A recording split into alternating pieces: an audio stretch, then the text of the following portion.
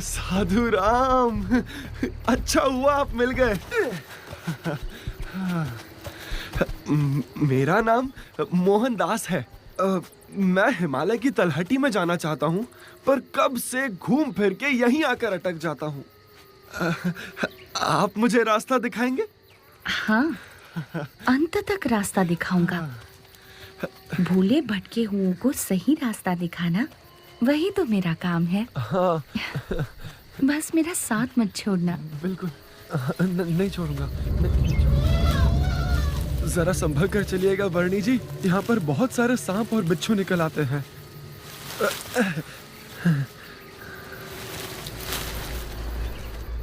शिकारी पशुओं की तो भरमार है यहाँ, कहीं से भी सामने आ सकते हैं। बहुत ध्यान रखिएगा। इसमें थोड़ी भिक्षा दे दीजिए। धन्यवाद भैया। धन्यवाद। आज तो वर्णी जी के लिए बहुत बढ़िया भोजन बनाऊंगा। प्रभु जी उतारे भाव पार मेरे।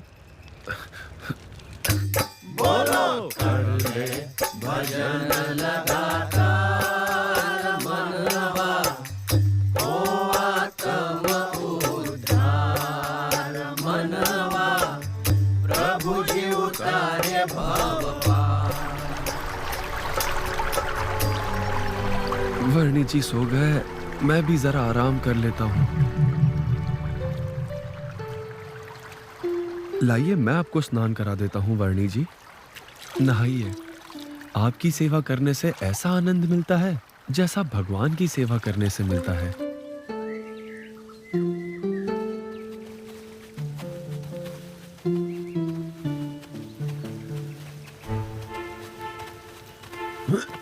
हाँ?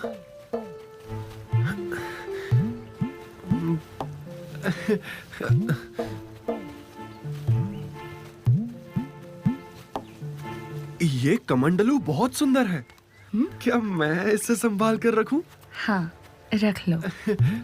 ठीक है। धन्यवाद प्रभु। मोहनदास जी, आप सब कुछ त्याग कर साधु किस लिए बन गए हो? प्रभु प्राप्ति के लिए, मोक्ष पाने के लिए। भर्तृहरि और गोपीचंद दोनों बड़े राजा थे। हाँ थे। अपने समग्र साम्राज्यों को त्याग कर वे मोक्ष पाने के लिए निकल पड़े थे, पर अपनी झोलियों को टांगने के लिए एक छोटी सी खूंटी के लिए लड़ पड़े थे। लो बोलो। इसकी रचना बहुत सुंदर है।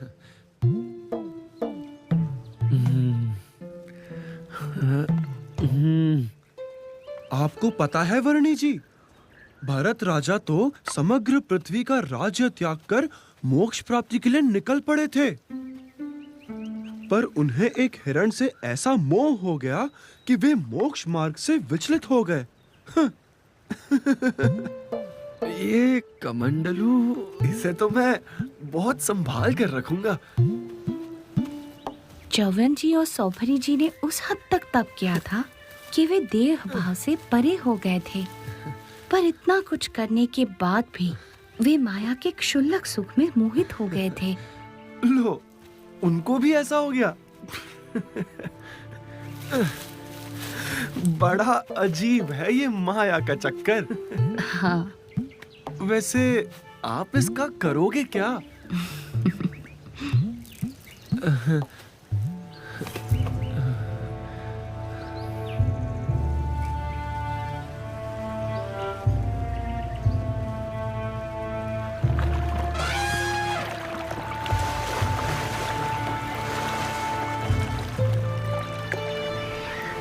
मेरा प्यारा प्यारा कमंडल, इसमें पानी पीने का मजा ही कुछ और आएगा।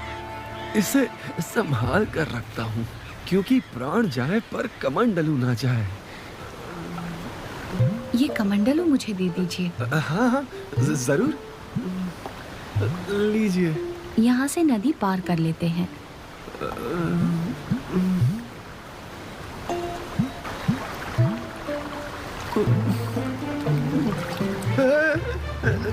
संभाल संभल कर, संभल कर। बच गया।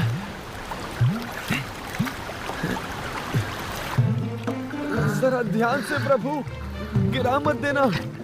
कमंडलू संभाल लेना। अरे मैं पकड़ लूं।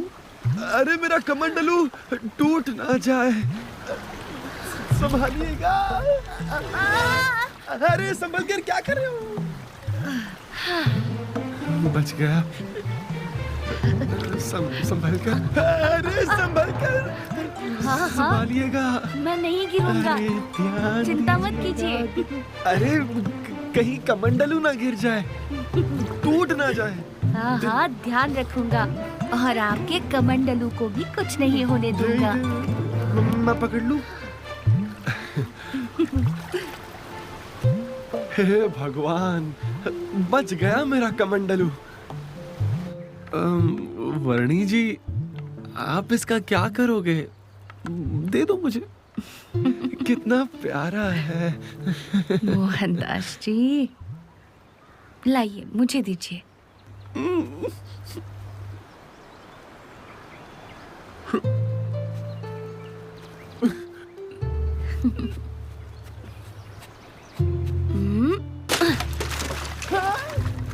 क्या कर दिया आपने?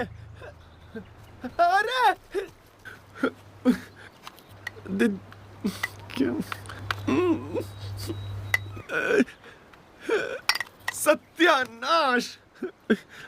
इतना सुंदर कमंडलू तोड़ दिया आपने। हाँ, क्योंकि साधु सन्यासी का सत्यानाश तो तब हो जाता है जब उसकी वृत्ति परमात्मा से छूटकर कोई भी छोटी बड़ी माइक वस्तु में लग जाती है।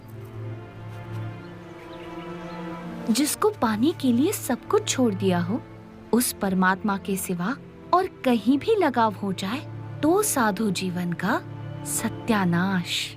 सही कहा आपने नीलकंठ वर्णी।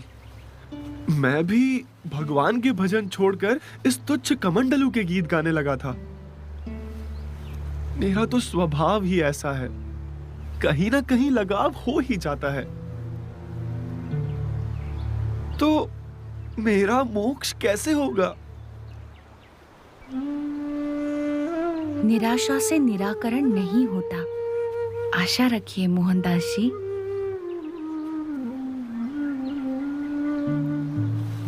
हाँ, आप कृपया मेरा मार्गदर्शन करते रहना।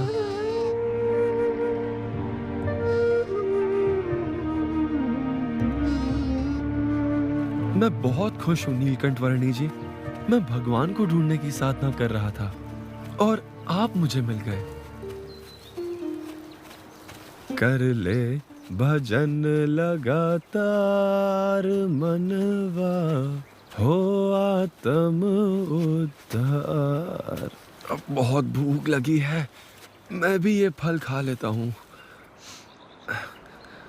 ये फल जहरीले हैं, आप मत खाना।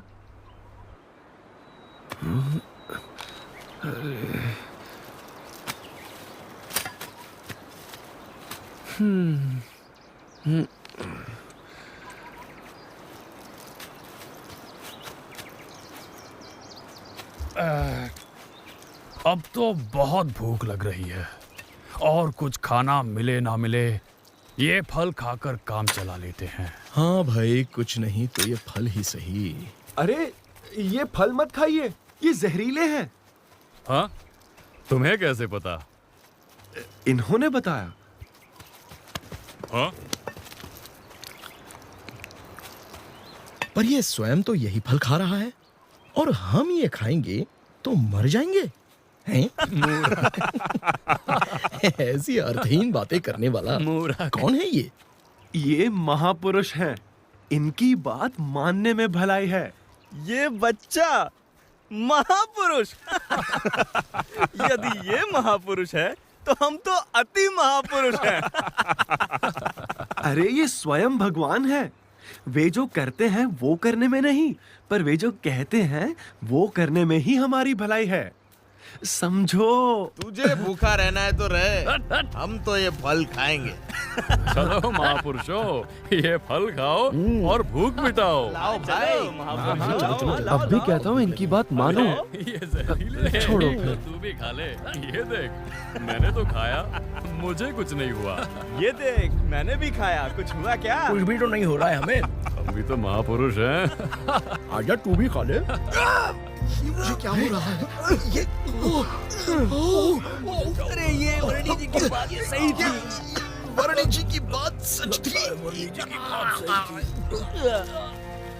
जो भगवान की नहीं सुनेंगे उनका तो यही हाल होना निश्चित है। पर हाँ, इन सबको एक बार तो आपके दर्शन जरूर हुए हैं, तो कभी ना कभी तो उनका कल्याण जरूर होगा। मोहनदास जी, आप मुझे थोड़ा थोड़ा पहचान गए हैं, मुझसे जुड़ भी गए हैं। अभी आप थोड़े समय के लिए यहीं कहीं किसी तीर्थ स्थान में बस जाइए। समय के चलते पश्चिम दिशा में आपको पुनः मेरा योग होगा और आपका मोक्ष भी होगा।